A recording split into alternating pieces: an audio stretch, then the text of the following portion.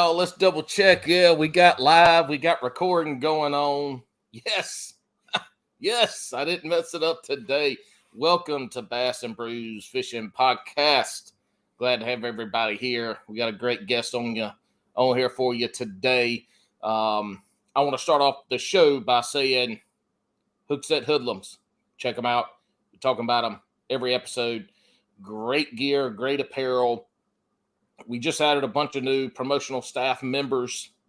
Go check them out on the Instagram. Follow them. It's just an awesome group of folks and with some great apparel. Today, with my Happy New Year tiara, I have my Certified Pond Wrecker hat on. And so here we are. Welcome to Bass and Brews, your weekly distraction from quality podcast. And I say that without having to read it and being contradictory to Alex, because we have today a real podcaster on with us. We got Cam Steele from Faith and Fishing Podcast. He is a local North Carolina guy to me. We fished together once before, and we've interacted. But yeah, so it's nice to have another local guy here on here. So Cam, how you tonight, buddy? I can't complain any more than usual, man. I am glad to be here. Thanks for having me, man. Oh, no problem. We're glad to have you here. So how were the holidays and your New Year's? Y'all do anything fun, exciting? Did you have anything crazy that happened that we would probably laugh at? So we have a 10-month-old. So we didn't stay up for New Year's. We got some sleep where we could. Our neighborhood sounds like a war zone every time there's firework holidays. So we spent the night trying to comfort the dogs and hope and pray that it didn't wake the baby up. Welcome to the South during the 4th of July, during New Year's, and usually 3 to 15 random nights out of the year that we just have fireworks going off, and it's a good time. It's a good time for sure. I live in a golf course neighborhood. I was asleep before anybody in my house too, but I didn't hear anything this year. So I don't know, man. You know, I think I've rung in like 2 New Years in the last 20 years. I just can't do it. It's not fun. I hear that. All right, man. Well, look, so you know how it rolls. I know you listen to the podcast. We're gonna introduce our beverage of choice tonight, and I know you brought one. So tell us what you got. Well, I have one that is local to here in Raleigh. I don't know if you were familiar with Trophy Brewing. Mm-hmm. Yep. So this is the Time of Troubles. It's a single hop IPA. So got to give anytime I get a chance to give Trophy some love, I got to do it. So they treat us well. Long before I developed a taste for beer, my wife, that was her beer of choice, and they got such a relationship with her. They provided the beer for our wedding as our wedding gift. So always got to give Trophy Brewing their flagship beer is the Trophy Wife, and they have the Trophy Husband, and that's what they provided for our wedding. So that is absolutely awesome, man. I've had beer a couple times here and there. It was good. It's not one I partake of all the time. Of course, I don't drink a lot of beer anyway. But side note, what's the ABVs on that? Because y'all know I love my ABVs. It is 6.3. Oh, nice. That's a good all day drinking beer. A little 12-pack if you want to go that route. Well, look, I've got to lose some weight, y'all. I done got fat as hell. I mean, we'll talk about this at a different time, but I done gained some weight, and beer be messing my tummy up and stuff every day. So I'm just today going with a White Claw Surge, 8% ABV. This one here is the blood orange, and I got another cranberry in the fridge. And y'all can pick on me all you want, and you can pick on Wild Bill all you want. But he's skinny, and I want to be skinny. So there we go with that. You ready to crack these open, brother? Absolutely. 3, 2, 1. All right. Delicious. Cheers, salute, all the good things that we do when we drink beer. Cheers. And Got to give a shout out to Carolina Waters too, local here. Yeah, that's a local apparel and fishing store here to us. They in Greensboro, right? Somewhere around in there. Yeah, somewhere around the Triad, a little bit farther away west than us. So, Cam, tell us, just introduce yourself. Don't get in the weeds because we're going to talk about that some more. But just introduce us to who you are right now, today, sitting in front of us. Right now, today. So my name is Cam Steele. I've got the coolest last name in the world, and I am the host of the Faith in Fishing podcast. I'm an IT and maintenance guy here at the local bookstore, and I am a dad and a husband, and I am living my best life, man. Nice. What part of it do you want me to dive into? Name. Do what? I said, what part of it do you want me to dive into? But yeah. Well, I'll lead you. You dive where I push you. That's how I learned to swim, man.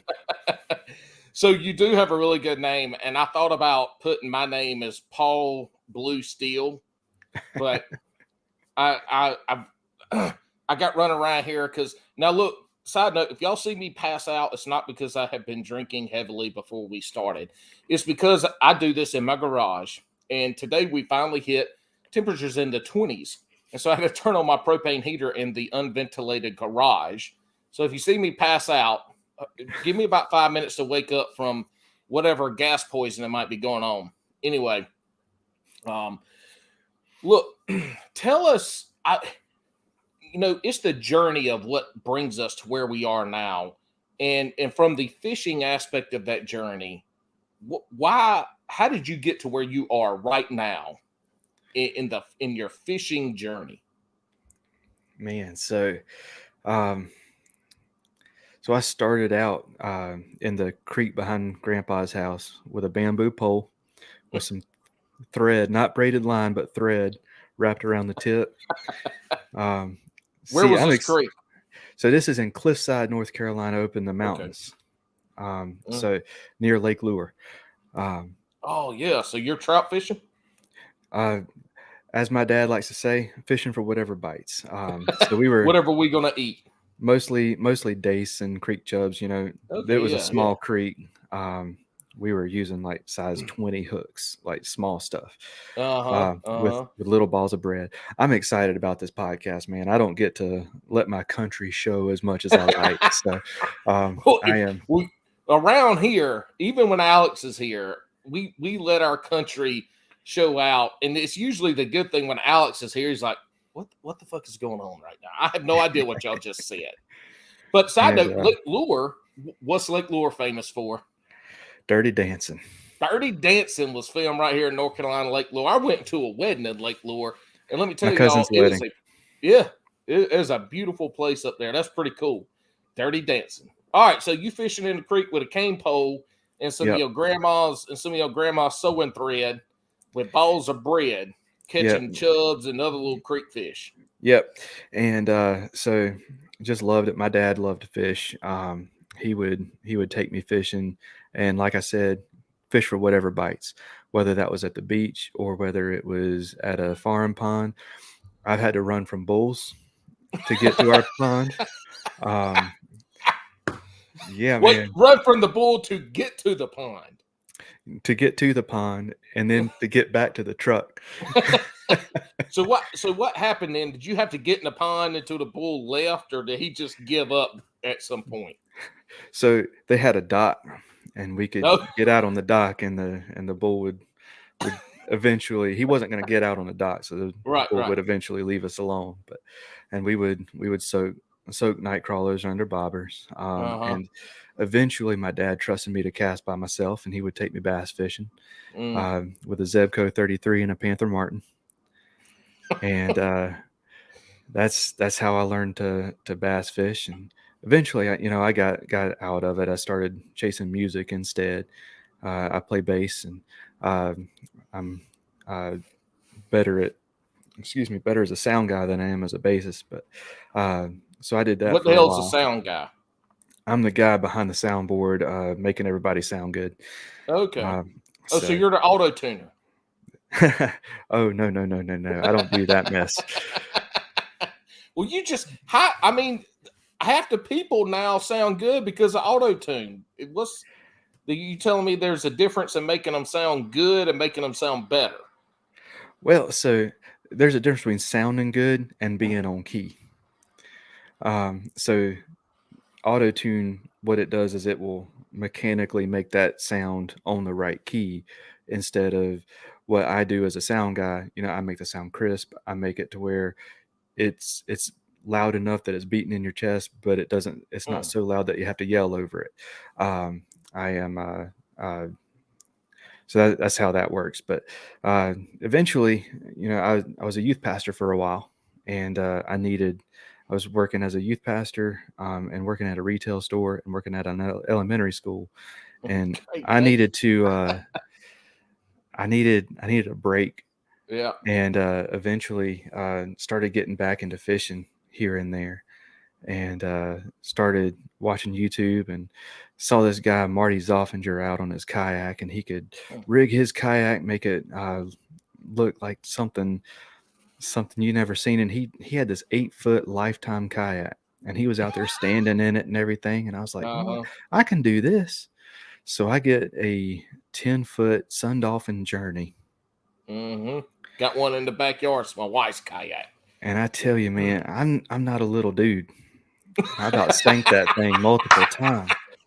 Come to find out, Marty Zoffinger's about 5'5" and like 140 pounds.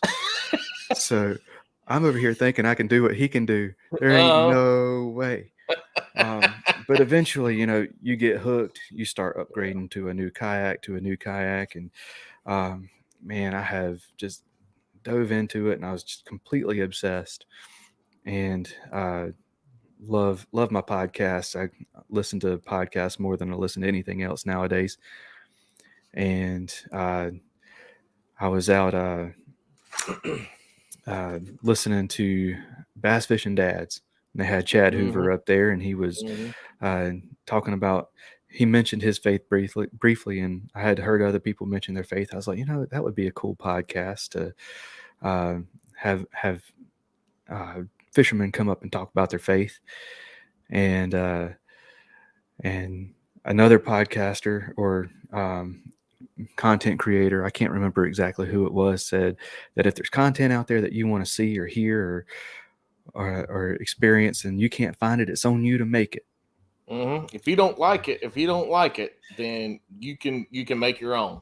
So that's a great thing about the day and age we live at. Back up a little bit because I want to hear the fishing part. Okay. Of you were fishing with your dad every chance you got. At any point were y'all on a boat, boat, anything like that? So you were a bank angler. Yeah, and we were on the bank. What year did you say? Did you see Mark Koffingsberger, whatever he was, that you went and got to the kayak side? Let's see. That was 2016, 2017. Okay. And then now you've got a native. I'm in a Perception. Perception. Okay. The Pescador Pro 12-footer. Okay. Yeah, I mean, so now you're in a more stable kayak. A good kayak tracks good. We fish. It's a good looking kayak. So, and if I could lose some weight, I could probably end up standing up in it. Right now, I'm a little bit top heavy. Well, see, that's the thing about the Hobie is it holds 600 pounds. So I could probably be at least 500 pounds and still stand up. At least that's what I believe. I hope I don't ever get to that point. Otherwise, I'm not sure this chair I'm sitting in would hold me. But right. Yeah. So in 16, 17, you got into that kayak, and that's your primary mode of fishing now, right? Right. So at the time I was in a really small place called Deep Run, North Carolina. And whenever I say small, we didn't count stoplights because we didn't have any. We counted stop signs. So what's that near? It's just just south of Kinston. Okay. Yeah. So that's country, y'all. Yeah. Look, most Yeah. people wouldn't even be able to find Kinston. That's country. Yeah. So what I tell people here in Raleigh is it's halfway between here and the beach. Mm-hmm. If you're going to Atlantic Beach or Morehead City, everyone stops at the new sports center or new sports shop. That's Kinston. So we moved to And Kinston when I was in high school. I grew up in a place okay. called Waxhaw. Oh yeah, Uh, yeah. I know Now Waxhaw. Yeah. Waxhaw is southeast of Charlotte. And Mm-hmm. whenever I say I grew up in the country, what I mean by that is to comfortably see your next door neighbor, you had to get in your car. So Waxhaw ain't far from where I grew up in South Carolina, a little town called McBee, South Carolina. Okay, yeah, And so, absolutely. We yeah. we spent a lot of time in South Carolina because that's where we could get the fireworks and cheap gas and everything. go down there and gamble right across the line. Back in the day, it ain't there no more. There's still remnants at certain places, but North Carolina, South Carolina line, when you cross into South Carolina, they had all these gambling houses that you could go play pretty much video poker and stuff. Couldn't do it, but they littered the state lines. They're not some of them. They're not there anymore, but there's some buildings that are still some areas. So that's Yeah. cool, man. So obviously you got into looking at podcasts and probably got steered towards kayak fishing podcasts and kayak fishing content. And Yep. you brought up Chad Hoover, listening to him on a podcast. So you wanted to create content based around faith? So wanted to create content is a bit of a stretch, but but I felt like this is an idea that I can't find anywhere else. This is Mm-hmm. a niche that I can fill. So so I decided to give it a shot, and I thought about it for a long time, but my wife didn't see any of the thinking. To her, just one day, all of a sudden, I looked up at her and said, "I'm going to start a podcast." And she was like, Is she "Okay." like, so how much is this gonna cost? How much is this hobby gonna cost? Yeah, so really I didn't want to have to leave the house every time I wanted to go do something because my wife is a potter and she spends a lot of time out in the pottery studio, and I wanted something to do while she was doing that I didn't have to leave the house to do. Mm-hmm. And a lot of times she's out there in the evening after dark, and it's like, I didn't want to have to go night fishing every time I wanted to do something. So I was like, this would be a fun hobby to kind of do. And man, talk about work. I was not prepared for that. Well, that's everything. Everybody listens to a podcast, and here's the caveat of podcast, y'all. Like when Alex does a lot of stuff, and when like all the promotional stuff that we used to put out that we don't anymore, it's because Alex did all of that. Me, on the other hand, like I show up, I make sure I double check nowadays. I hit that record button twice, and I put it out there, and I try to create some stuff to put it. But it is any content. What you see it ain't just like that. Right. It is a whole different ball game that people don't realize until they get into it, and that's why the majority of people buy the GoPros and they start recording, or they get a microphone and start doing podcasts. I mean, that's one of the many reasons why they give up, is because it's not. You don't just show up and magically put out a good product. Right. I mean, we put out a shitty product and we still put time into it. So, I mean, folks like you and other people we've had on this show, man, I can't imagine how much time y'all put into it because y'all put professional stuff out. Well, I appreciate that, but yeah, so I'm a king of talking myself out of doing something, and I didn't want to talk myself out of doing this. So as soon as I got the idea and I got up the courage to tell my wife I'm doing it, I went and so I used to work with a guy who is now a graphic designer, and I said, "Hey, I need a logo," and he's the guy who came up with the logo that you see now. It's that one right there. Mm-hmm. Let's read that. Yeah, I got stickers and got them on the boat and all somewhere around here. But yeah. So I was like, well, now I've got a logo. I got to follow through with it. And I was like, I have no idea what I'm doing. Like, how do I do this? So I was like, well, I guess I can record a phone call. And so that's what I do is I record phone calls. And what I did was I went and I was like, how do I get a hold of people to get up here? So I started getting on social media and just asking everybody. Mm-hmm. And I was expecting, 2 people to say yes. Well, I ended up with so many people saying yes that I was like, well, now I got to do them every week because I can't tell somebody, all right, well, your episode's going to air in about 8 months. Yeah, so I started doing them every week. So what avenue of the social media did you use to contact these folks? Mostly Instagram. And then some of the pros, I went to their website and said, the one where it's like book as a speaker or something, and emailed them that way. But I was blown away by the people who said yes.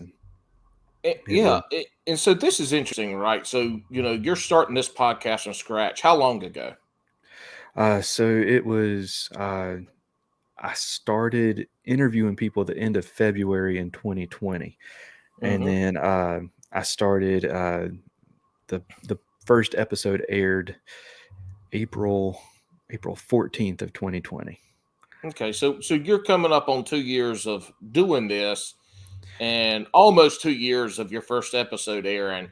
And if y'all go back and listen to this podcast and look at some of the guests he's had on, he has had some huge names in the fishing world on the podcast.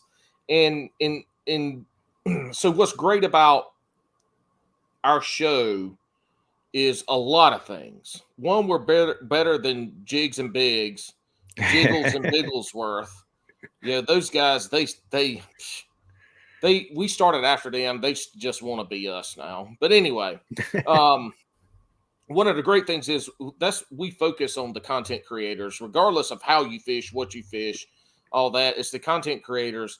And one of the things that we hope to give back, or people to get from listening, is that you can start this with no experience, and you can, especially in fishing, the potential to reach out to superstars or famous people in the fishing world and have them on your podcast is there, or to just be able to interact and talk with them through social media. Absolutely. It's there. And y'all seriously go listen to the podcast. I mean, I listen to every episode he puts out. He's got some big time folks in there, and it's really cool. And you hear where he started. He said, I want to do it. He got a logo. He's like, well, now I guess I got to do it. So here we roll. That's right. And a lot of times, man, it was seeing once I got into it a little bit and started building relationships with other fishing podcasters, whenever they had a big name, I could say, hey, how did you get a hold of that person? And then I could follow that same route to get a hold of that person for my show. So yeah, it's been crazy. I've been completely starstruck. If you go back and listen to the episode with Jimmy Houston, I sound like a bumbling idiot, man. I'm like, hey, Mr. Houston. Did you call him Mr. Houston? I did not.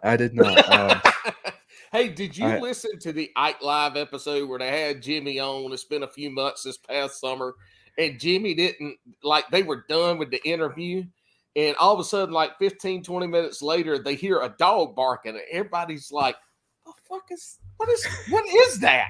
And come to find out, Jimmy had left and didn't hang up.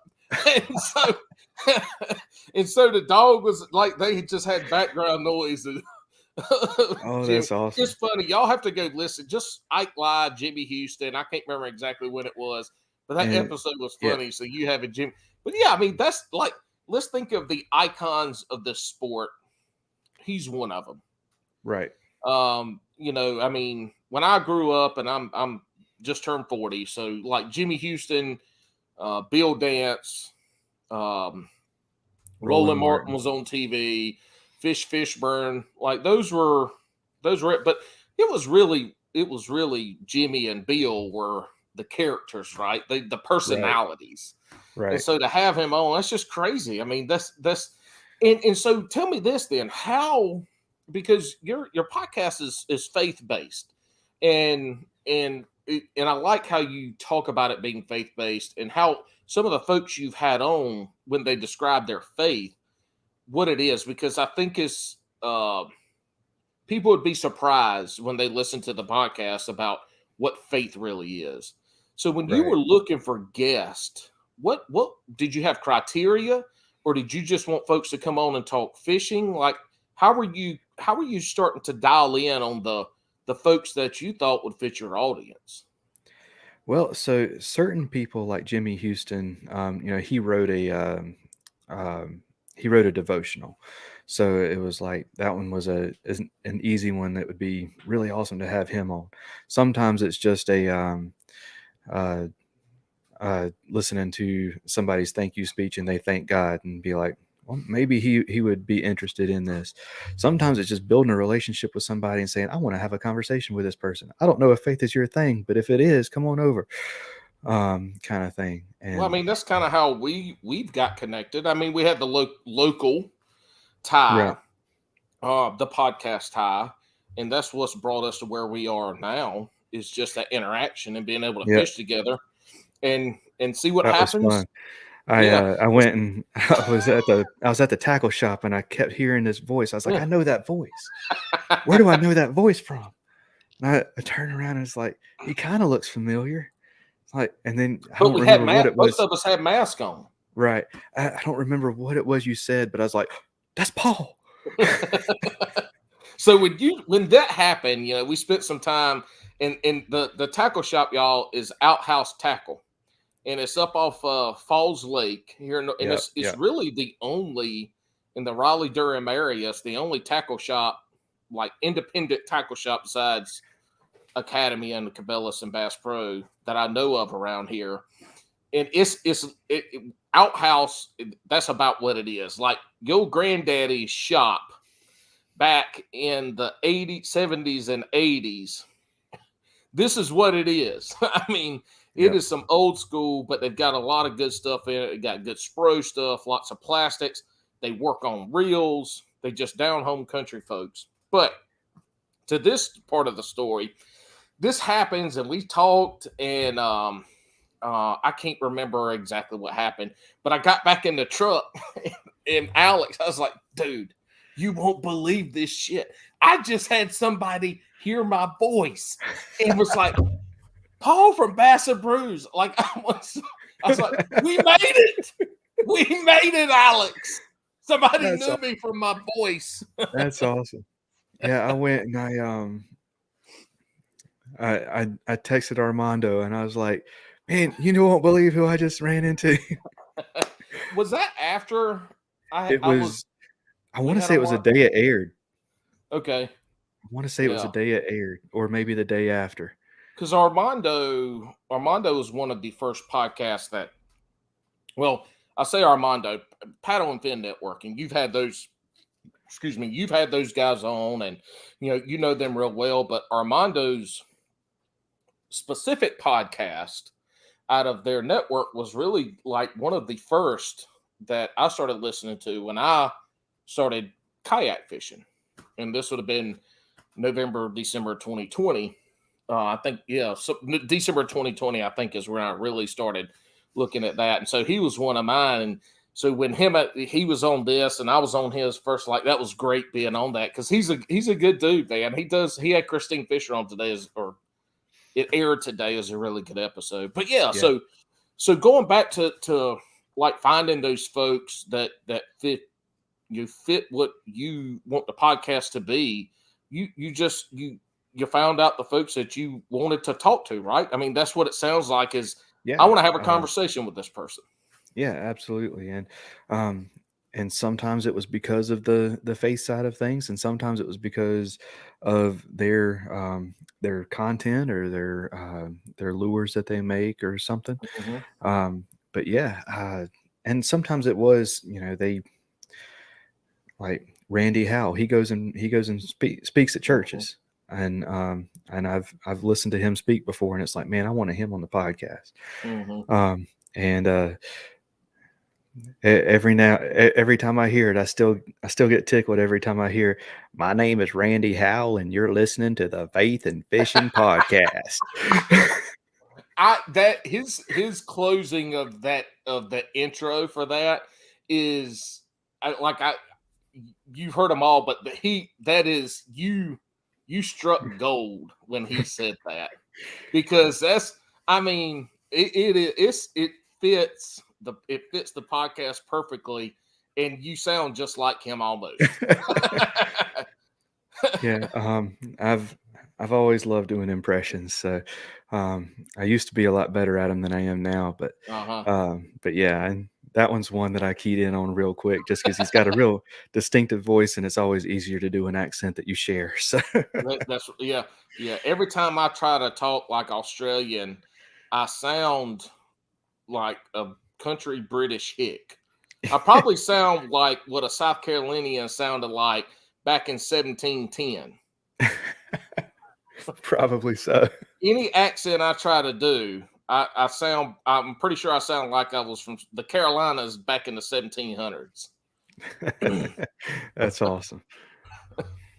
Well, so how in your recording, are you every other week, every 2 weeks? How do you do your frequency on recording? So right now I am at every other week. Um, so we took a break for the holidays, and we're getting ready to Mhm. start back up. Let me pull that calendar up. The 18th. So 2 weeks from the day that we are recording, I'll have my first episode of the year up. Mhm. Um, so, um, but yeah, uh, like I said, whenever I first started, it was every week because I had so many guests, and then we found out that Caitlin was pregnant. Mm. So I said, we're gonna drop it back down to every other week. Yeah. And then Henry was born, and I said, y'all gonna get an episode when you get an episode. Yeah. That's right. And a few months ago, I was like, all right, I think I'm ready to start being Yeah. consistent again. And it's crazy looking at the analytics and seeing how the whenever you are consistent, you have that consistent growth. Yeah. But whenever you start being all over the place, that growth kind of goes. And So I wanted to ask this question because, going back and listening to the podcast when I found you, I pretty much started the most recent, and then I'll start walking back, and knowing that you were pretty consistent weekly, and then it was a little bit here and there, and then you went to consistent 2 weeks. Is it, tell me this, is it was your audience, when you consistently posted weekly versus consistently posting every 2 weeks, is there a big difference there, or is it just the consistency part? I think it's the consistency part. Okay, so they expect Whenever it, and they're looking forward to it whenever day that is. Yeah, and so whenever now I have a much bigger following than I did. So so I don't know how much that has to do with it, that the Mm-hmm. the more the more people you have sharing, the bigger you get, the faster. So but yeah, the consistency, I think, is the main thing. And I, there was another podcaster that, it was Brad and Josh over on Final Cast, and said something about being consistent. They were talking about on social media, being Mm-hmm. consistent leads to growth, and Right. I always kept that in mind. So yeah, it's definitely that consistency, man. It makes a huge difference. And that's it, regardless if it's podcasting with no video or if you're doing Instagram or YouTube. The consistency part is what you hear the folks that are successful always preach.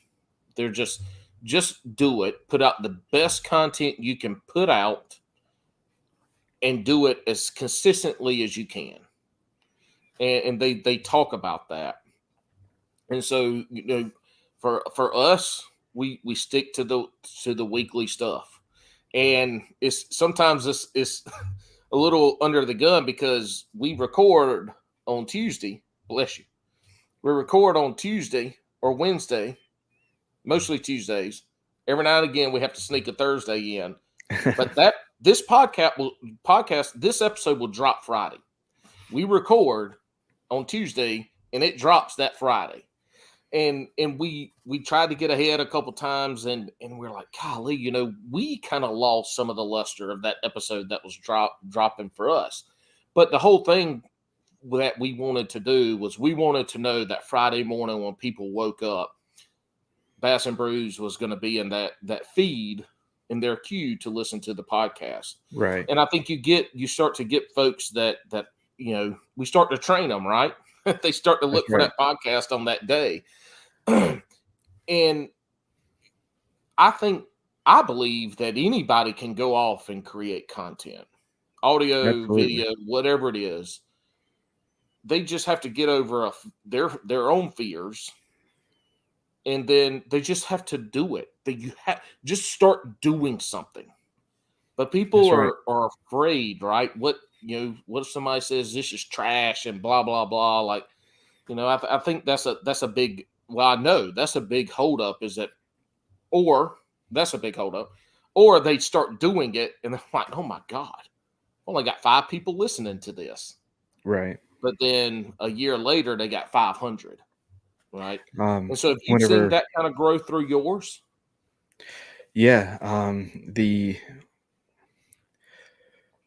so whenever I first started, it was rough. There was not a lot of, in terms of listenership, it was not there. And I would have gotten discouraged, but the very first person I talked to on the phone was Josh Carter from One Objective. Mm-hmm. And he said, he told me, it's going to be rough starting out. You're not going to have a whole lot of listeners. He said, but give it a year. Yeah. He said, after a year, if you don't want to do it anymore, you can quit. Said, but give it a year. He said, because that's whenever you start getting traction. Mm-hmm. And he's absolutely right. That first year, it feels foreign. You think, oh, I'm used to standing up in front of people at church. I'm okay. But then you start talking to somebody on the phone. It's like, well, I mean, you can go back and listen to my interview with Chad Hoover. It was the first guest interview that aired, and I literally looked at my notes and I said, "Next question." I was following So you a were like script. the Ryan Burgundy of the podcasting. Whatever was on that paper, that's what we reading. Had nothing to do with what Chad just said, but it's like, well, this is the next question. So this is what we're going to talk about. So, Chad, have you ever fished out of a kayak? Yeah, I fished out of a kayak. Great. Next question. Have you caught a fish out? That's not what happened, y'all. No, it wasn't. But yeah, but it is. Yeah. And I tell you, I want to encourage y'all that if me and my lack of charisma can do this, anybody can do this.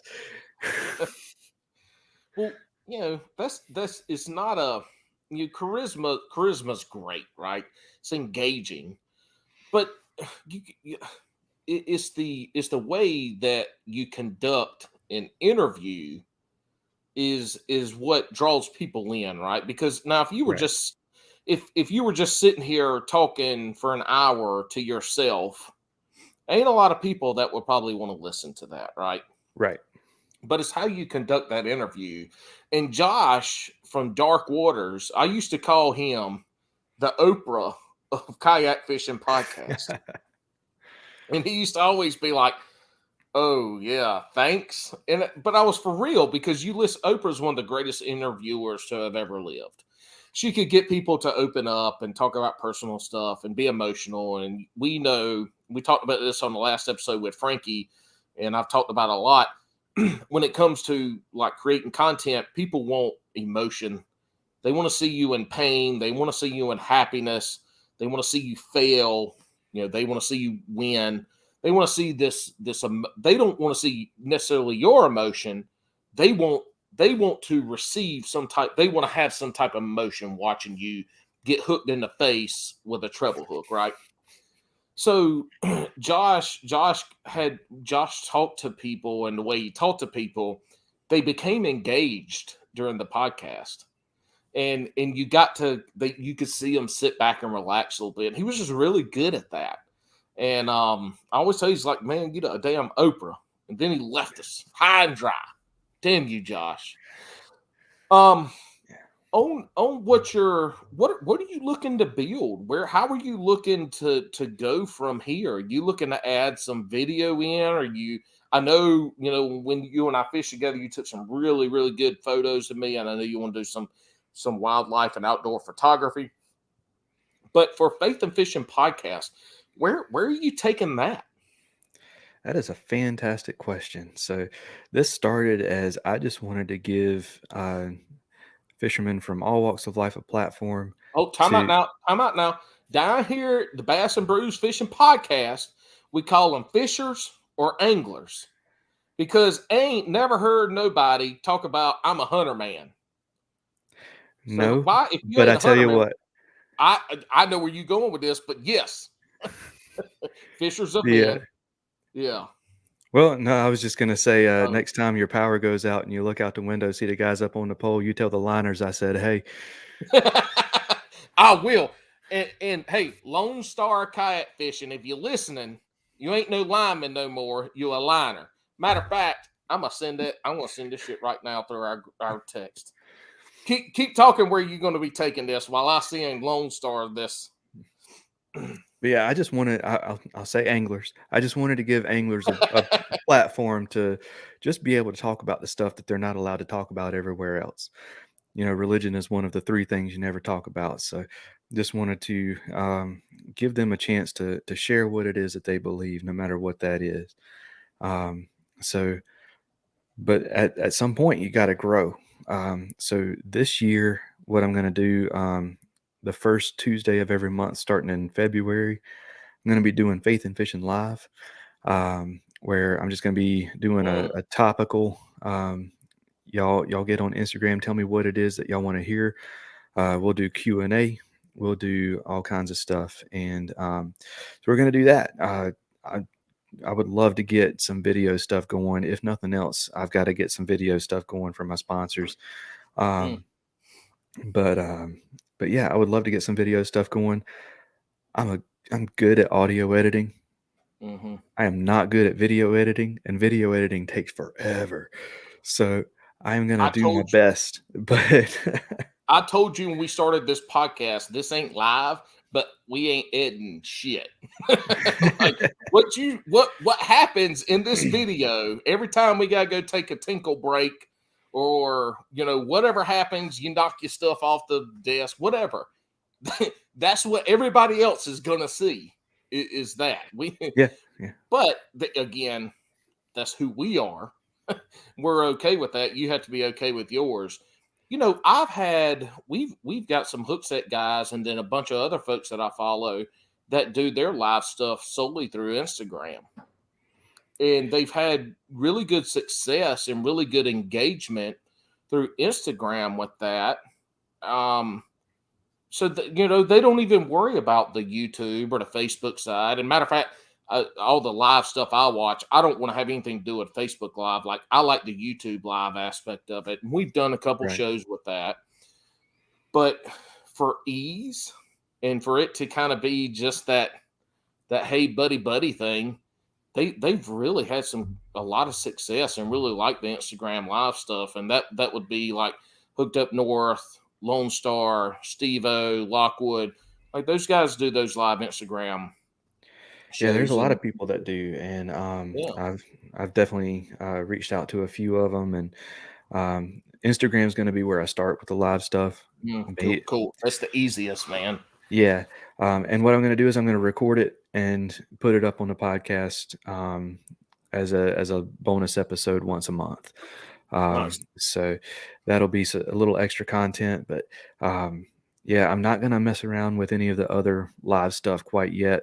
I'm going to get comfortable with live, and if I feel like, you know, this is this is worth pursuing, and I've got I end up with a sponsor that is willing to pay for the StreamYard fees, maybe I'll do that. But Yeah. yeah, so right now Instagram is going to be where I'm doing that. So And you've um, got a good Instagram following, so it's a good place for people to get engaged in there. So, and you're absolutely. going to do that once a month, you said? Yep. Right now, first Tuesday of every month is the plan for that one. So, and that's going to start February. I think February 1st is the first Tuesday. So, Okay, yeah, yeah. yep. So that's gonna be fun. Yeah, that's going to be also. Are you going to have a guest on, or is it kind of going to be just bringing people? Excuse me, God, and just you can be bringing people in and out. How are you planning on working that? That is a fantastic question. And I don't know. It's going to depend on what I am able to record from my I computer got without it messing everything else up. you. Um, so, um, so right now, the first episode isn't going to have a guest unless somebody is unless it just happens. Well, it can. uh, but You yeah, have viewers, and they can ask to join, and you can right. invite them in, and That's so one of the great things about that's kind of how it Instagram. goes. Yeah, exactly. So That's why the Instagram's so fun and cool. Is you can be as interactive as you want it to be. yeah, absolutely. So we're that's going to be one of those things that we throw stuff against the wall, see what sticks. We're gonna just kind of play it by ear, and we're gonna see what happens. We're gonna fish for what bites. That's right. Well, you don't know what they biting unless you're throwing. I mean, if you don't know what they biting, you just start throwing what you got. That's right. And so, when they nibble on something and when they take something down, that's when we'll figure it out. Absolutely. So that's the evolution you kind of look into in the podcast. Where is do you see this as something bigger for you, or is this, or are you happy just having this as a hobby in addition to your fishing and stuff like that? So is this just a hobby that you want to keep and grow to just have this little baby hobby thing that you raise with you, or is it something bigger potentially in the future for you? Right. So I would love I would love for this to end up being something more than just a podcast. And I would love to build the Faith and Fishing brand into something that, you know, maybe the stars align and this ends up being a full-time gig. I would love to do this as like uh, my job. Grandpa Steele always said, if you love what you do, you never have to work a day of your life. And this would be one of those things where it would feel like I wasn't going to work every day. But yeah, so I would love for that to I would love for that to be the case. But if it only ever ends up being this, I'm happy with that too. Yeah. Well, that's interesting to be able to want to do that. Um, because like right now, and Alex is gone, so we ain't planning nothing. Right. My goal was to bring people on and record once a week. And I don't know, I think we talked about this on his going away episode. He's like, hey man, if you want to take this down to like once every 2 weeks or something. And I was like, are you firing me? And so we were texting, And so I kind of made it sound like I was upset that I was doing a shitty job and this and that. And I was like, you know what? I just quit. And he's all, really? Wait, hold up. But I told him, I was like, no, man, we built this. He built this. But, we've been doing weekly, and that's what we wanted to keep it at and to grow it in that area. But I don't have any, I don't want this to be a full-time job. Not that would I love to do this full-time? Yes. I don't necessarily see it. So for you to have that vision to say, I can take this from once every, twice a month, once every 2 weeks, to turn it into, a network where we're doing video, we're doing podcasting. Maybe you're doing fishing videos. Maybe you're doing on the water live fishing with people out there, whatever it may be, right? I tell you one thing. Well, I shouldn't give out my ideas so that somebody goes and steals them. So I'll keep my mouth shut. Well, you think about it, and if you can tell the idea without giving the idea away, then we can talk about it. But to have that vision and that drive, that's what creates the creativity for you to then, how do I do this? But what that starts to do is you forget the fear. If I do this and it doesn't work, then it's not like shit, I failed. No, it's like, okay, well, this was dumb. How do we, what's not dumb? Right? When you mess something up, you're like, well, we ain't doing that one no more. What's the next one we gonna do? So I think having that mindset for you is really going to help you drive to achieve that goal. If you're willing to step out that comfort zone and start doing video, because podcasting is great, but we all know if you really want to take it to the next level, you got to have a video. That's right. I've already stepped out of my comfort zone so many times with this, and might as well just keep on going. Shit, dude, you interviewed Jimmy Houston.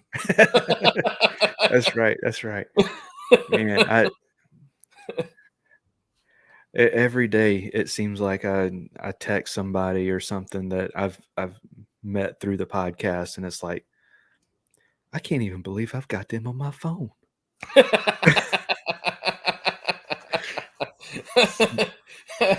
So when you hang around friends or family, you're like, hey guys, I'm just texting Jimmy, Merry Christmas. I'm like, who's that?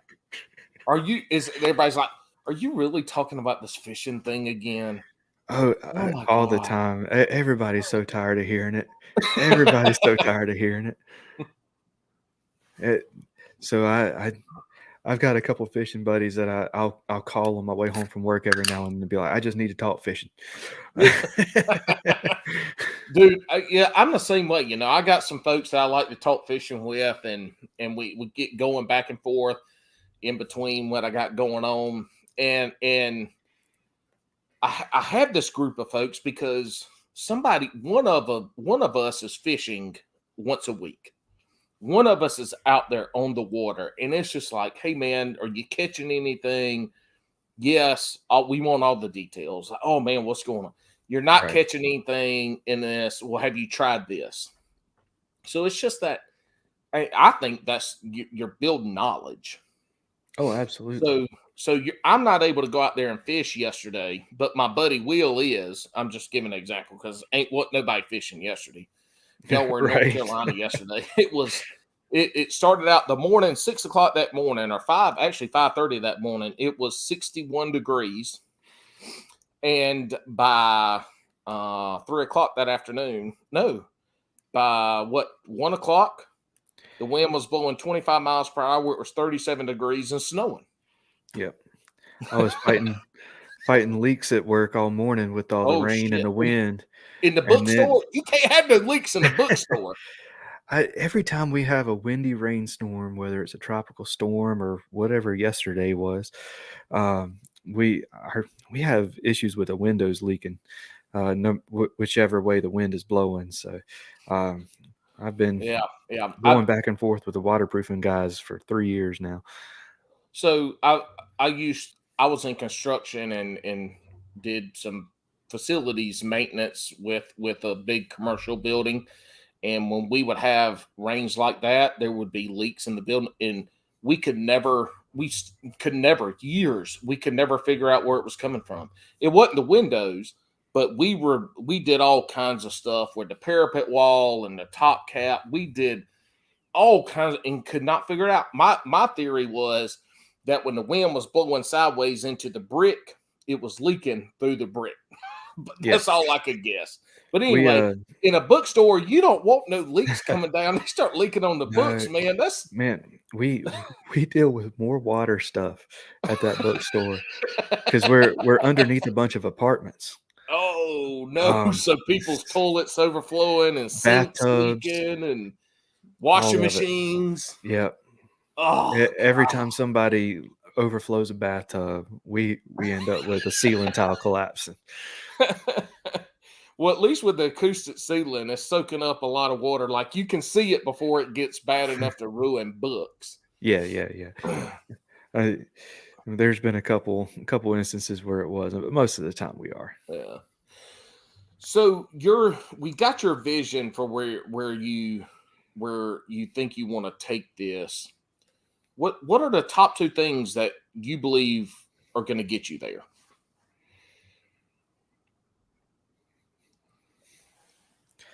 Top 2 things that are going to get me there. I think the main one's just doing it. Okay. And just taking and being patient. Cool. I ain't a patient person. Me neither. Look, I want to do it. And if it messes up, I'm just going to keep doing something probably similar, just enough difference that it's not the same thing, but a similar. Like history never repeats itself, but it always rhymes. Right. That's kind of how I think about life. If this didn't work, I'm going to do something similar because I don't want to miss a step. But I ain't patient at all. Like I'm like, let's go. I mean, Alex brought me on, and I'm like, he brought me on. I said, look, I'm going to tell you right now. I have the greatest, worst ideas you will ever hear because I just start throwing them out there. And usually with me, I throw them out there. I'm like, let's do it. But then I get somebody like Alex who's like, whoa, what about this? And I'm like, okay, yeah, that's stupid as hell. But I don't care. I don't care if I do some dumb shit, look stupid. But yes, getting out there and doing it. And it's not the fact of not being afraid to fail. It's not caring if you fail. And to me, there's a difference. There's a difference in being afraid because you're tentative. And if you're tentative, then the chances of you failing are higher. But if you aren't patient, you just go at it 1,000 miles an hour and you fail. Okay, next thing 1,000 miles an hour. Yeah. And I guess more what I meant by patient is actually stubborn. Just not quitting like as soon as something doesn't work out the first time or the second time. Persistence. There you go. That's a good word. Mm-hmm. Yeah, persistence. Just being, just doing it, and then once you do it, stick with it. So I don't know if that's going to be the recipe for success or not, but those are the first 2 ingredients I'm throwing in. Well, at least you would, at minimum, you would figure out what doesn't work. That's right. Were you a hard-headed ass little kid? Oh, yes. Okay. Well, most of us country folk are. All right, boy, don't touch that fence. All right, won't touch the fence. They turn the hell. What you do? First thing you do is grab that fence. That's right. I grew up on a peach farm, and they used to where they filled up the forklifts with the gas tanks, and they used to come out there, and I used to always want to help and whatever. I was like 8 years old, 6 years old. It was like, all right, don't ever touch this lever. Okay, so everybody's gone from the farm one day, but a few people, and I'm out there looking at this lever, and I'm like, shh. And the propane, the little propane leaking everywhere, and shit's going everywhere.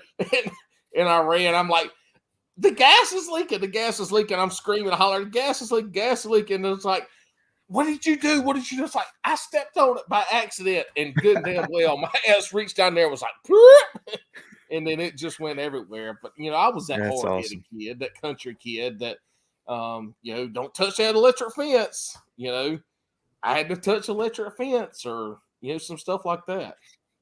My sister's going to kill me for telling you this, but I can't talk. I can't hear someone talk about an electric fence without saying it. But Grandpa Steele had the creek. Granddaddy Williams had the farm. Okay. So he raised he raised goats and chickens, and he had geese. He had emus, guineas. He raised cockatiels and parakeets and oh my gosh, and all kinds of birds. Did y'all eat the emus? We did not eat the emus. He only ever had 2. Okay, so he just had them as pets. He didn't raise those. Okay. Did y'all eat the goat? You ever had goat? I have had goat. I'm not a big fan of it, but what? Oh my God. It's okay. This is over. This podcast episode is over. I ain't never met nobody that ate goat that didn't like it. Goat is delicious. I mean, it's not bad. It's I'll like eat the it again. largemouth bass of lamb. I would much rather eat largemouth bass because that's some good fish. That's a new. Thank you. We're gonna get into that too, but thank you. We already agreed. We best friends now, except for the goat part. Goat's good eating, man. Golly, I tell you, I'm gonna put that question on here. Alex ain't gonna know about it till he listens to this podcast. I don't know how often he gets it because he's on a ship in the Coast Guard out the Pacific West Coast, chasing down drug dealers and illegal anglers, fishers. All right. Anyway, so Grandpa Williams. Granddaddy Williams. Granddaddy Williams. Granddaddy Williams, he had all these crazy animals, but he had an electric fence. And it wasn't a big electric fence. It was just one stretch of it that was to keep the whenever the goats were going down the hill, to keep them on the path instead of falling down the hill. There you go. But my sister got a hold of that thing. So I guess I should preface this by I was playing a prank on my mom and decided I was going to lock her in the goat pen. I locked her in one of the goat barns. That's not a prank, dude. That you must have been. I don't know what you thought you was doing right there, but you done fucked up. Amen to that. But my sister started screaming, and my mom ended up breaking out of that goat pen and went running down to the electric fence. And my sister, so with alternating current, whenever you grab a hold of it, it grabs a hold of you. Right. And you can't let go. So she's holding this thing, and she keeps hitting it, telling it to stop. And she's screaming and hitting it. And everybody still tells that story and laughs about it to this day. But that was, every time I hear an electric fence, that's the first thing my mind goes to. Look, since I've been a part of this podcast, we done talked about some country shit on here, but I'm going to tell y'all what. This is classic gold country. I locked my mama in the goat barn as a joke, and when she kicked the door, she kicked down the side of the goat barn and ran out, and my sister grabbed the fence and couldn't go. I mean, but I tell you what, see, this is what I love. You can let loose at Bass and Brews Fishing Podcast. You can let loose and just if you want to be country, you can be country. If you want to be Canadian, you can be Canadian. If you want to be whatever Lockwood Fishing is, you can be whatever Lockwood Fishing is. Yeah, but yeah, that's one of the that's the first thing I think about whenever I hear an electric fence, man. I still see it in my I still see it in my mind's eye every time. Your mama whoop your butt after that? Yeah, that was a rather regular occurrence. She always said that it worked on you because it hurt your feelings, but it didn't faze your sister a bit. It just made her madder. Older or younger? Younger. But we're only 16 months apart, so we might as well have been twins. Yeah, you might as well have been twins. That's smart though. Get it up out the way. Do you have any other older, younger siblings? No, just the two of us. Okay. So y'all pretty much then y'all grew up together then. Yes, Y'all we were did. close enough, yeah. Okay. Does she fish? Nope, she does not. She would fish every now and then with Grandpa, but down at the creek, and she's like on a couple youth retreats down at um, Camp Donley. She would sit on the pier and hold a fishing rod, and she accidentally caught an eel one time, and that was about the funniest thing I've ever seen. Look, so Wild Bill from Hookset Hoodlums was fishing. I can't remember if it was Chronic Trips, the Jigs and Bigs Chronic Trips, or the other online monthly that they do. But he caught an eel and measured it and submitted it. How do you get an eel to stay still long enough? Oh, I'm seeing this. Because he posted on his Instagram page. And I'm like, is this a damn eel? I'm like, how in the hell? It's like laid out on a catch board or whatever board he's using, and he's got it laid out. Look, that dude caught like 50 different species, whatever month that was. But he sure as shit submitted an eel. Wow. That's ridiculous. I'm sitting here thinking he must have killed it. That's the only way you can get them to sit still. And even then, sometimes they still move. Well, not only that, like, how did he touch anything after touching that eel? Because look, catfish are slimy, right? But you can wipe that off. Right. An eel, you wipe it off and it just gets slimier. I know, right? It's a great look at Wild Bill fishing. It would have been this summer sometime, but he sure as shit submitted an eel and caught it. That's crazy. And he ain't in country. That's insane. So Cam, we kind of talked about your journey into the podcast and to where you are now and to where you want it to be. And you see that you need to bring some video into that. Is there anybody that you're looking at, or somebody that kind of fits who you are and your personality and what you want it to be? Is in the example I'll give you is like Kayak Catfish. If you watch Kayak Catfish, I talk about him all the time on this podcast. I was just like, oh my God, whatever. But the guy creates really good content. He is educational in what he's doing in every video. His commentary is second to none. Greg Blanchard does great commentary in his videos. So it makes, when they're not catching a lot of fish, it still makes it entertaining and educational. So like, he's one that if I ever actually start doing something with the hundreds of hours of me fishing video, even though mine would be extra R-rated or either bleeped out. But side note, but is there somebody that you're looking at that you're like, I want to kind of base my video venture off?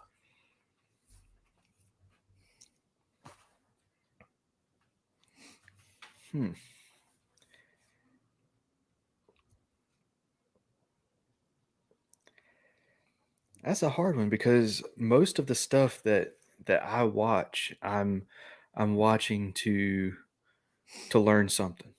Mm-hmm. But as much as I love teaching, I don't know that I'm a good enough angler to be able to be qualified to give people advice. But that's not what I'm talking about, though. We're talking about you creating video content for the podcast. So interviewing people or having conversations with people or fishing, me and you going fishing and just fishing and whatever it is. So I will tell you this, like, I've got a lot of fishing knowledge, but I'm not really into creating content to teach people. I think that's probably one of the reasons why I've got all this content. I haven't put it out there, but that's a whole different rabbit hole to go down.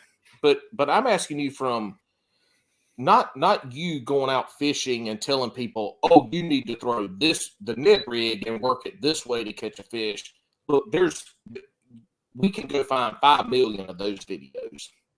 What I'm asking is what is the content, the visual content you want to put out for Faith and Fishing to get you to where this is your full-time job? Does that make sense now? Like what is the video content you want to make?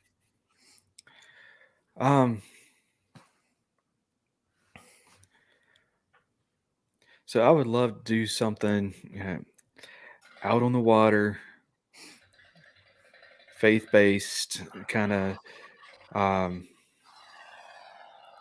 don't want to say doing devotionals, but something along that line would be pretty cool. But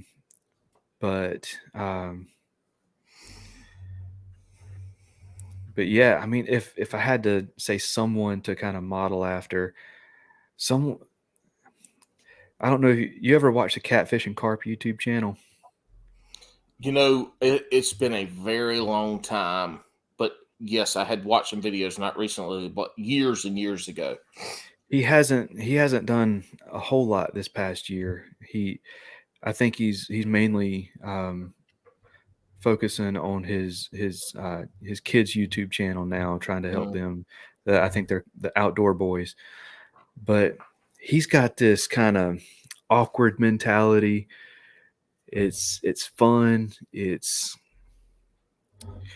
that kind of like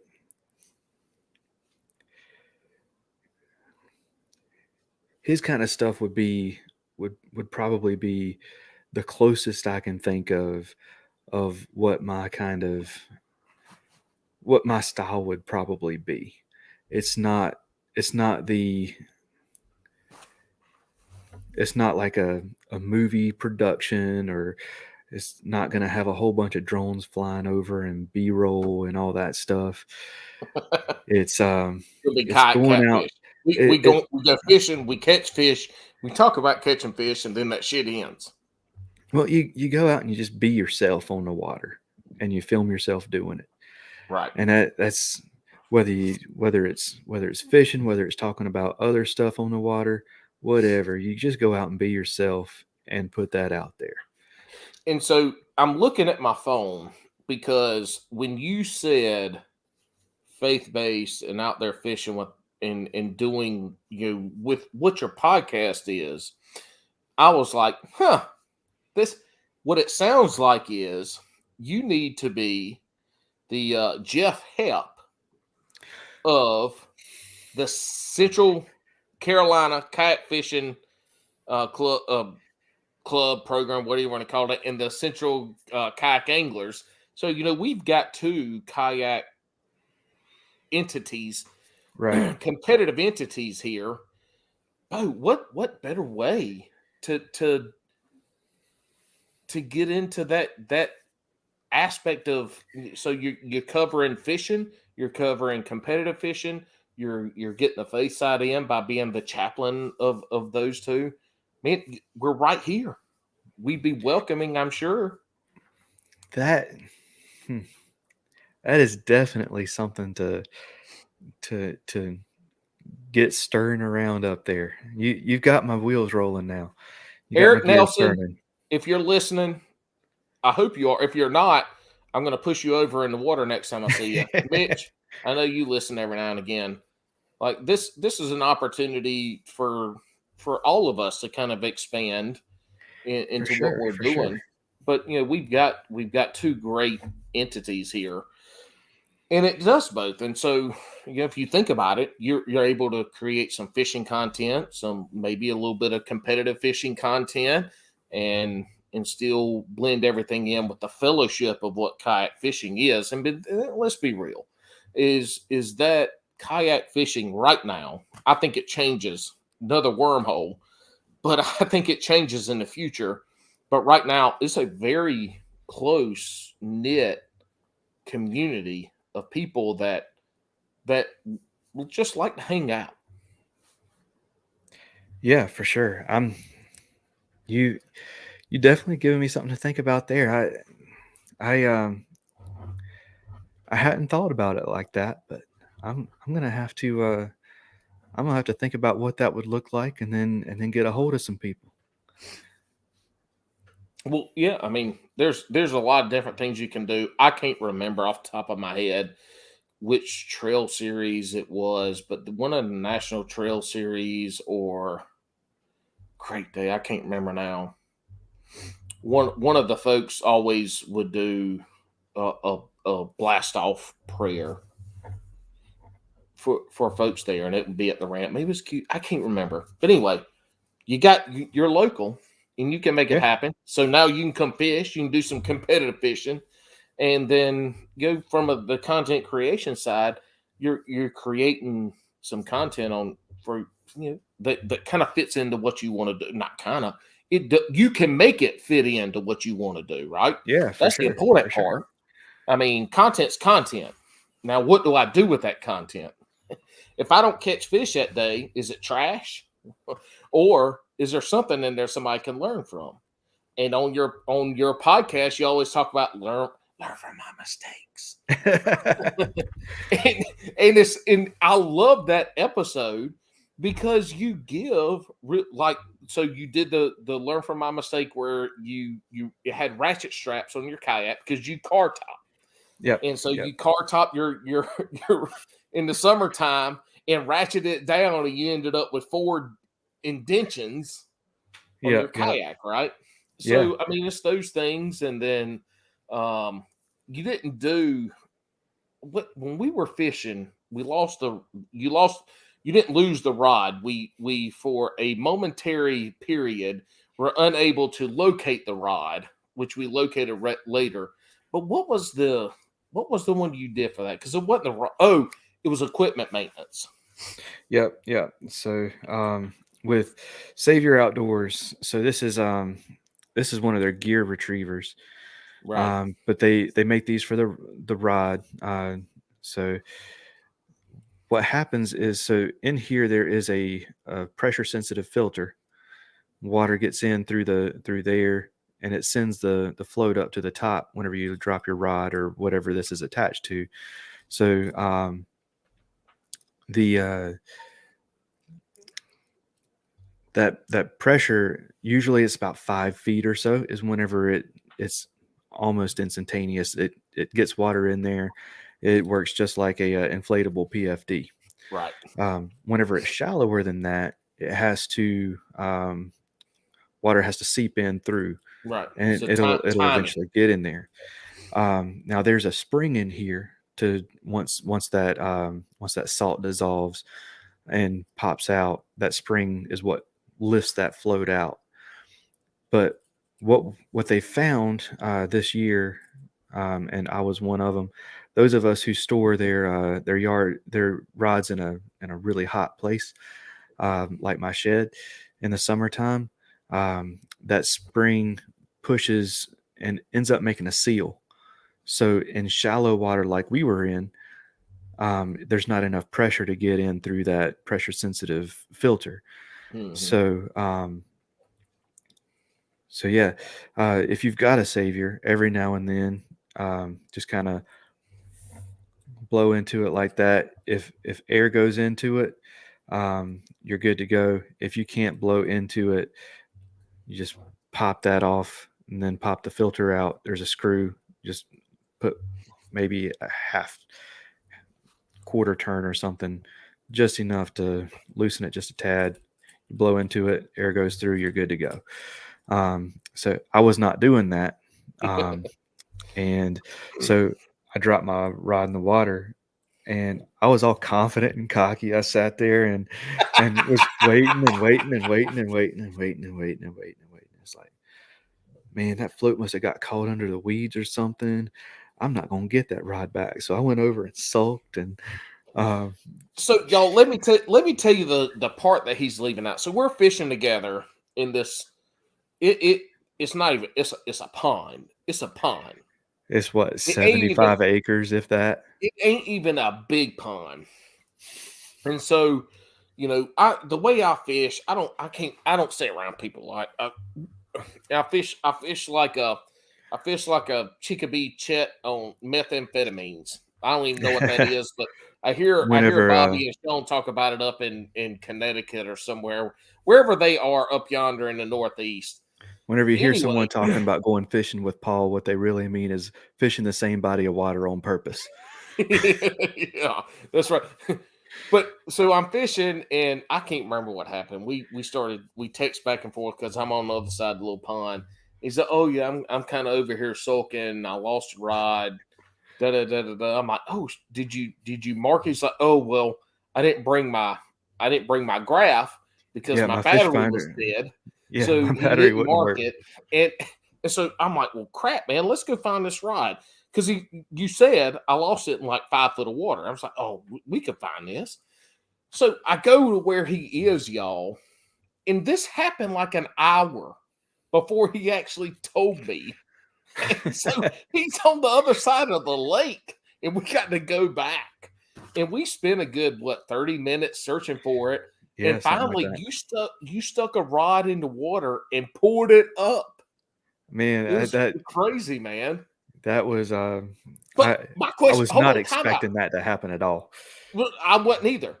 But time out. Why the hell wouldn't you call me over there when it happened? not like an hour later after you done moved to across the other side of the lake. Jeez. Yeah. You know, usually country folk are better about asking for help than that, but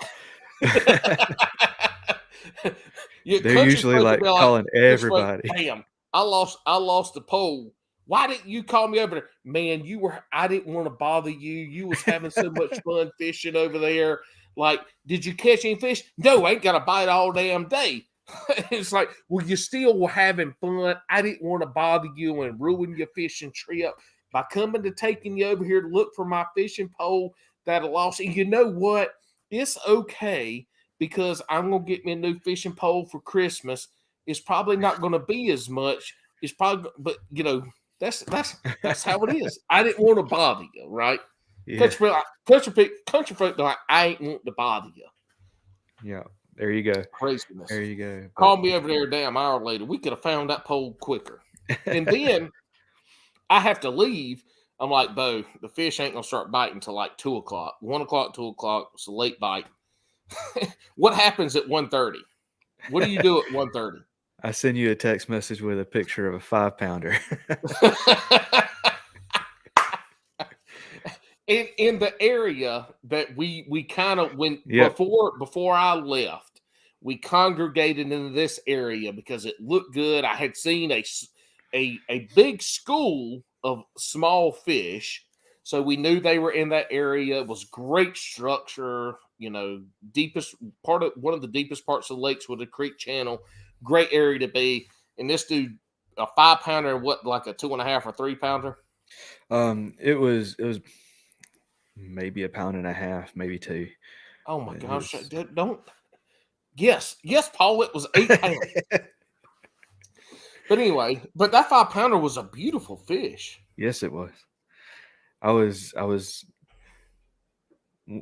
You know how because it was cold that morning. It was like, yeah, like in the I did 20s, wasn't it? Yeah, it was.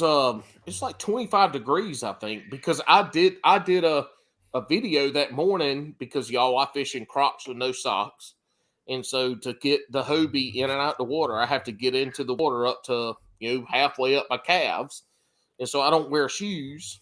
And so I'm in the water and I take the video. But yeah, it was cold. It was like 25 degrees up, 26, 28 degrees, somewhere in there. Cold for North Carolina. So whenever it hit, it didn't feel like it was a big one. And eventually crankbait, right? DT6, if I remember correctly. Yep. And I got it to the point where it jumped out of the water. I was like, oh man, I need to start being more careful because I was horsing it in. And but yeah, it was a beautiful fish. Beautiful fish. Was. Yeah, so y'all, let me tell you, we gonna meet at the lake at whatever time it was. I can't remember, 7 o'clock.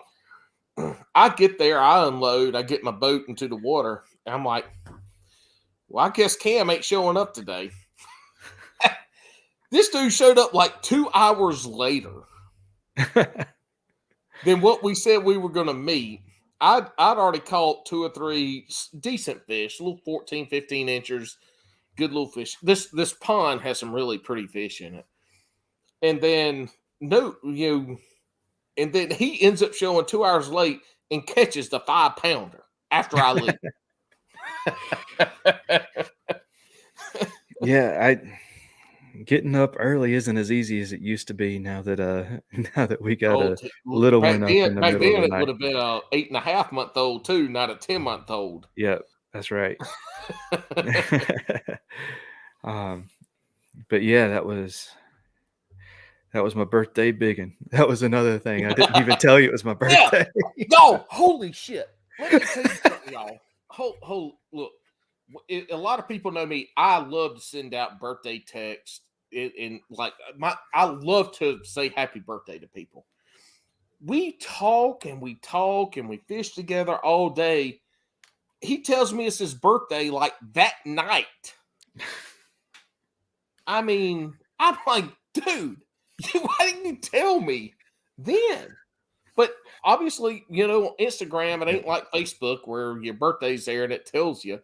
But yeah, he tells me it's his birthday. Was it that? It was like the next day, I think, or that night, the next day. I think I posted something on Instagram like it, and Oh called it yes, birthday biggin, and you were like, "It was your birthday?" Yeah, and he still didn't tell me. I had to go. It was your birthday. We went fishing on your birthday, and you didn't tell me. I mean, I could at least pushed you into water for your birthday present. So, tell us real quick. Tell us about your wife's pottery business. So, it's called Porch Dog Pots, and so she's got a website, porchdogpots.com. She's Porch Dog Pots on Instagram. So it's functional ceramics. She's got what she calls the doodle mugs. Gave one of them away for our podcast Christmas giveaway. It was the Christmas themed Big Mouth Billy Bass. I don't know if you ever saw the Christmas theme one that had the hat and the jingle bell on the tail. So whenever it shook its tail, it made the jingle bells. So this is one of her cups. Yeah, nice. I saw you drinking that earlier. Yeah. Well, I got a cup. I want to see if she can make the greatest coffee cup ever. I got from a lighthouse in South Carolina, and I broke the cup. And I ain't gonna lie, I was angry. I went through stages of depression. I was angry. I was more angry. I was sad. And then I was angry again, and I blamed people who weren't even there. And then I was sad. And then I messaged, the cup had enough that I could see who made it. And they're like, oh, yeah, whatever. So they got angry again. But anyway, we need to talk. I want to see if she can make that cup. So yeah, for sure. But she Porch does Dog Pottery. Porch Dog Pot. She makes mugs, cups, plates, spoon rests, all kinds of just functional stuff. And she mixes her own glazes, and so all the colors is stuff that she's made. It's I do whatever I can to support her. I tried doing pottery once, and I said, I'll be heavy lifting and I'll help you out with markets, and that's about it. So y'all ain't having no ghost episode where you're behind her making. So it's funny, whenever I was on Paddle and Fin, they asked the same question. She listened to it later and she was like, she said, clay's too expensive for that.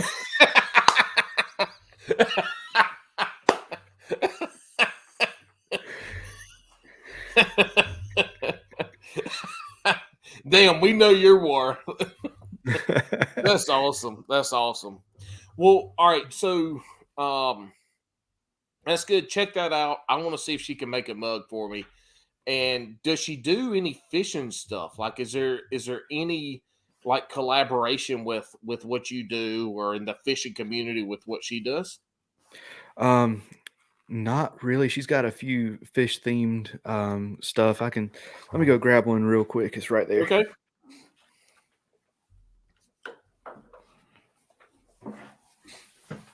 So while he goes and grabs that, we're in monologue Paul mode. And monologue Paul mode is a time that we reflect on on the things in the past that happened in the past. And because we don't necessarily remember what happened in the past, but we know that it happened, we don't care because in the now, what was in the past didn't happen unless we wanted it to. So he's back now. My monologue's over. He's got to get his ears on. So show us some. There we go. Show us what you ain't got. All right. So this is one of her doodles for the fishing, but yeah. So and then, like I said, for Christmas this year, she did one of the big mouth Billy Bass Christmas ones, and just this is another like just kind of nice. The bugs. So, and it's like that's a good size mug right there. You know, you want a good. I got big hands, big handle with big mugs, so plenty of coffee, plenty of beer, whatever it is you want to put in there. Ain't worse than getting a hot mug of coffee and having to put your fingers on it to hold it, and as you're trying to drink it, it's burning your fingers, and you end up spilling it. And now this is why beards are safety mechanisms. There you go. Spill hot shit down your chin, your beard catches it before the hotness gets to your face or your shirt and breast. And so it's a safety mechanism. It acts like an air conditioner. All right, look, dude, we have been going an hour and a half. It is time to get to the shotgun questions, which I'm not sure if I'm not even Cupcake Coley and Alex named it this. I don't know. Anyway, we're going to get to are you ready for whatever these shotgun questions are? I think so. This makes or breaks guest on this episode. We have had guests that have failed this miserably, and we've had those that have taken off like rocket ships because they answered them correctly. And without Alex being here, because me and him are so different, we can't banter back and forth, because that's usually what happened is Alex would give me shit, I'd give him shit, and the guest is sitting over here in the corner going, what is going on? So anyway, we're going to start this. All right. Crocs or flip-flops? Crocs, 100%. Hell, that's right. Crocs, no socks. That's a hashtag, y'all, when I use it. Pineapple on pizza, yes or no? Pineapple is one of my favorite pizza toppings. You can tell this boy grew up in the country because he ain't ever eaten real pizza before. You gonna spend more on a rod or a reel? That's a tough one because I feel like most of my this is shotgun. You just got shot in the face with a shotgun. You got an answer. Rod or reel? We discussing it. Rod or reel? Rod or reel? Well, so the no Cam. Rod or reel? It's a single answer. Real, but not by much. I gave you $500. You buying a rod or reel? You can only spend it on one. $500, rod or reel? At that point, I think it's a rod. Well, thank you. Okay, that's all that matters. That's all that matters. All right, in a 3-hour session, do you want to catch 5 2-pounders or 1 7-pounder? Non-tournament, just out there fishing. Well, either way, I haven't caught a 7-pounder yet, so it's going to be a 7-pounder. That ain't the question, Cam. 5 2-pounders, 7-pounder. Okay, 1 7-pounder. There we go. You throwing wacky or Texas rig? Texas. Interesting. You pegging the weight or not?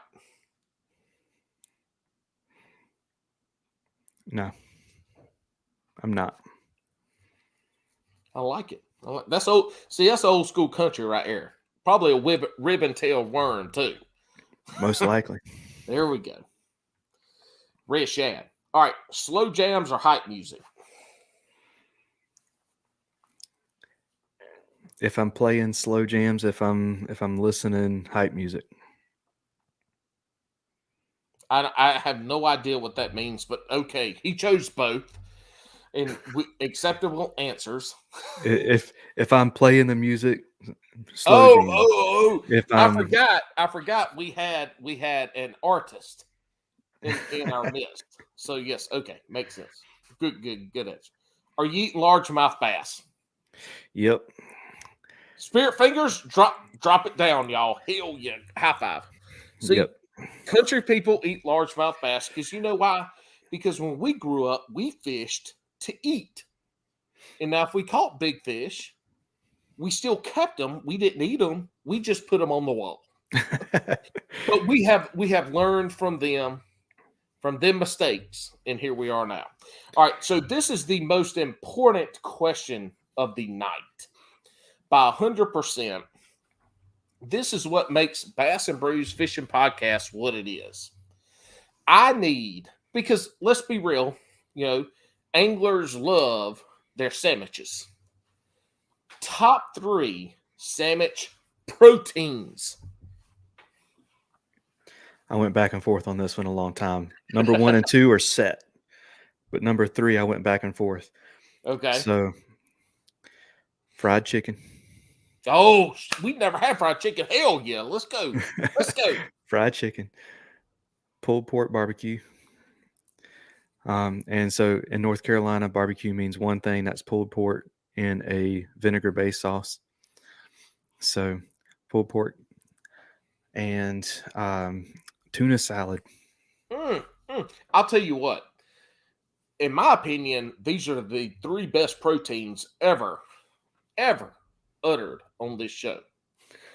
But they would rank up there with the top of anybody, even with what Alex said. At least you didn't say spinach or cheese like a couple other previous guests.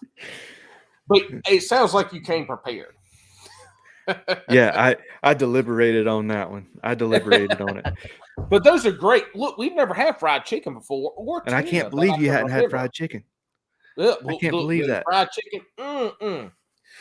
All right, Cam. So let's wrap this up, buddy. Tell us, thank all your sponsors, who you want to, what makes fishing possible for you. This is the time to shout them out and to say thank you to whoever you want to.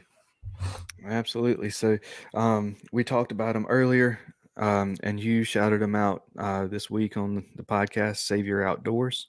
Mm-hmm. If you drop your stuff in the water, get it back. You went fishing with me, so you know how clumsy I am. You probably heard my kayak banging around all over the pond. But they have the gear retrievers like this that will just attach to anything. They have them for your action cameras that will attach to your GoPros and Tacticams and all that stuff. They've got them for your fishing rod, and they got them for your bow fishing bows. Then Jade's Jigs. So I'm a power fisherman, but I am learning finesse fisherman, or I'm learning finesse fishing. I'm sorry, I'm a power angler, but I am learning finesse. They make Ned rigs and stuff like this skirted jig here. Trying to get used to this backwards camera, but so they lead-free jigs. So that's made out of a tin and bismuth alloy. So it is eco-friendly. It is, safe to have around the house and stuff. Jade's Jigs. And then Get Outdoors Pedal and Paddle, a paddle shop up in Greensboro, North Carolina. And they've got it all. They one of, if not the biggest kayak retailers in the state. And then we've got a couple new ones for this season.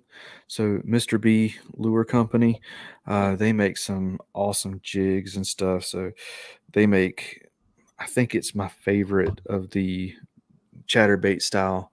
So instead of it being like a swivel or split ring or right attached to the head, they have the blade up here on a post, and what that does is it makes like a slithering motion as it goes, so it looks like it's swimming through the water, and it's still got that erratic. Instead of that wiggle, you got more of maybe It's a back and forth. It's more Okay. hunting motion. And who was that again? Mr. B Lure Company. Where are they And out of? they are out of northern. I want to say it's northern. They're out of California, but Okay, I think it's Mr. B. Northern Lure California. Company. Okay. But they don't have the ticking of the blade against the head, but they've got more of an aggressive, like, instead of that it's that kind of vibration. And then Atolus, they make floating eye sunglasses retainers. So they don't look as comfortable as they are. They're super comfortable. You don't even know they're there unless you're whipping your head around. And I mean, you're not getting them off unless you really try. And my this is one of my baby's favorite toys, and he hasn't broken it yet. My 4-year-old nephew gave it a shot and he couldn't break it. So I There we mean, go. these things, Hey, if you do break it, have you sent them the video to put on their website of those two things happening? I have not. I made a deal with myself, and a promise to myself that I wasn't going to pimp my kids out for sponsors. But um, Well, but you've if already you got the sponsor, so you've already got the sponsor. So the kid is just part of it now.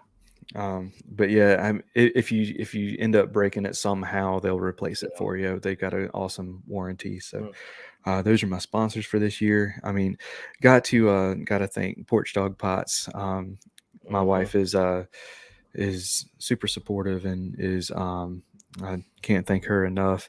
And she's the brains of the operation too. She's a structural engineer for her day job. So, and of course, Henry. Got to thank my son for just being here. He doesn't have to do anything. He just has to be here.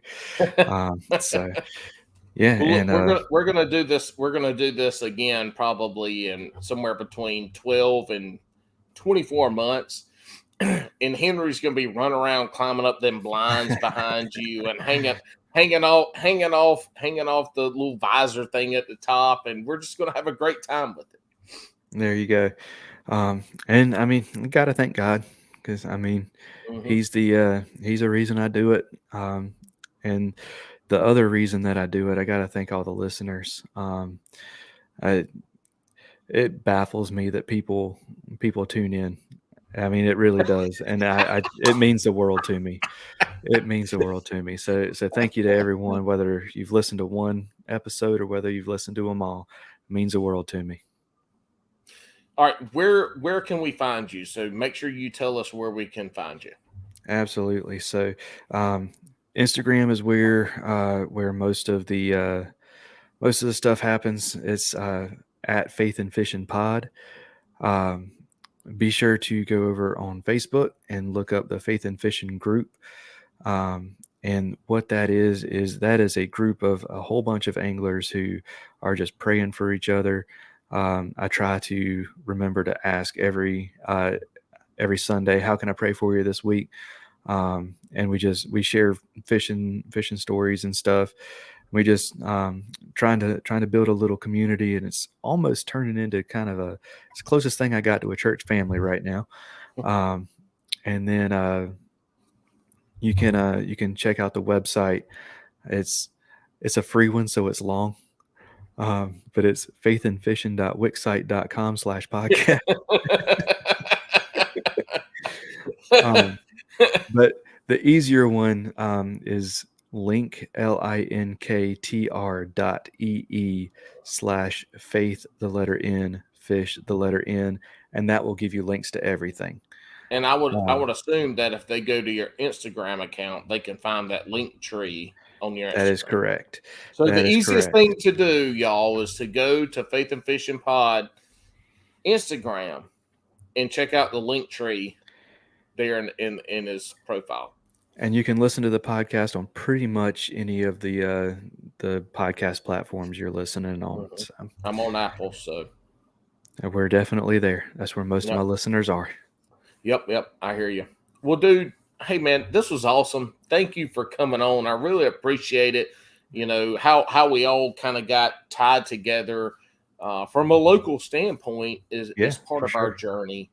Alex and I aren't local, and we're tied together, and to the point that he entrusted me to run this podcast while he was gone on a boat, and I've only fucked it up twice. I mean, there you go. And by that I mean, like, I didn't record once, and the other time I don't even know what I did, but I know I did something. But in general, we're here, and he would be having conniption fits because, like, at an hour and 5 minutes, he's like, "Oh my God, we got to go!" Like, he's over here, he's like a meth addict that did not get their shot. But I like this long form, and so we're going to do it until he gets back, and then he can fix it. But anyway, I always tell people I'm not going to interrupt you unless you tell me that you've got a time frame that I need to keep you in. Yeah, what I tell you, when you got to go pee, you just say, "I got to go pee," or you say, "Look, man, give me the 10-minute the 10-minute signal of we got to be done." So thanks for coming on, man. It's great. I look forward to fishing with you more. I think we have conjured up a way for you to actually bring your hiney out there and go fishing with us in these local club tournaments.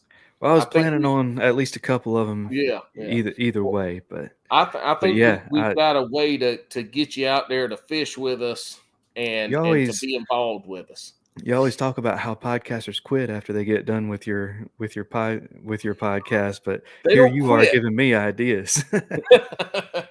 Well, we say that roughly, but most people have done good. I mean, it is what it is. I don't think there's any curse in it at all. Maybe Alex is the curse because we ain't had nobody fail or quit since I've been running this by myself. But he's the brains of the operation, so it's kind of scary. But here we are. Well, I'll tell you this, man. Thanks for coming on. We appreciate it. I look forward to fishing with you in the future. Y'all check out the Faith and Fishing podcast. It really is good. I wish a lot of times I do a lot of driving, so I listen to a lot of podcasts, and I kind of run out of my favorite podcasts, the ones I like to listen to. So I wish you would start getting a weekly podcast up because it would feel like an hour to an hour and a half of my drive time where I wasn't listening to podcasts I really don't care about. So from a selfish point of view, do more, buddy. We'll see what we can do, but it's not in the cards right this second. Well, I understand. You got a little baby in the house, and they ain't easy. Right. They ain't easy. All right, guys. Bass and Brews Fishing Podcast. It's fishing with a healthy dose of fun. Thank you so much. And we're going to send you off with the intro.